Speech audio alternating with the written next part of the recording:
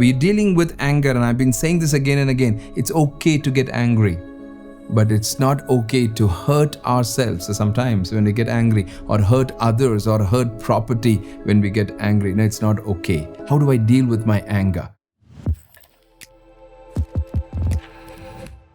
Today, that's going to be a very key principle. But before that, let me just read this verse from Proverbs 25:28 about anger. It's a powerful verse. It says, "A man without self-control is like a city broken into and left without walls."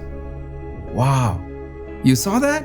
A man without self-control is like a city broken into and left without walls. Basically, what the writer writes here, he just says, if somebody is prone to anger, having the self-control to control that anger, and always, kind of gabbing, or again, shouting at people and reacting and things like that, they are like a city without walls. Yeah, they're like a city without walls, broken walls, or broken, and anybody can come in and take control of their lives because they have no self-control over their anger, over some of those triggers of those anger, over those frustrations. They have no control.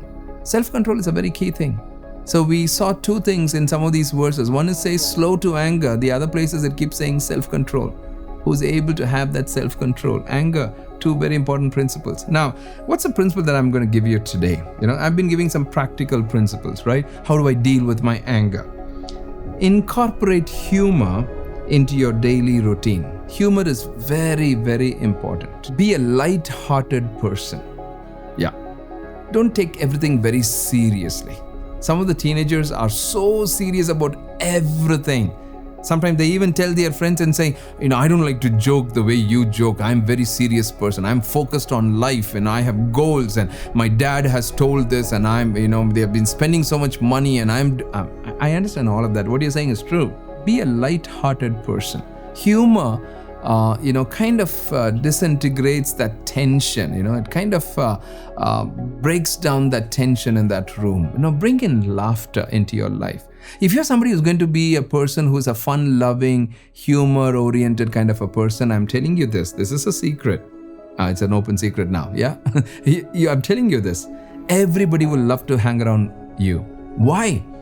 They don't want to hang around with someone who's always moody and shouting and serious. No.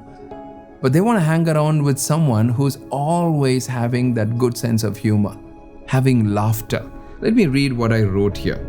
Incorporate humor into your daily routine. Watch maybe some comedies or attend some shows to lighten your mood, and maybe read some good jokes, and maybe share with your friends and have a good sense of humor. And I'm telling you this is again for teenagers, the best fun and laughter that you can have when you make fun not of others but on yourself.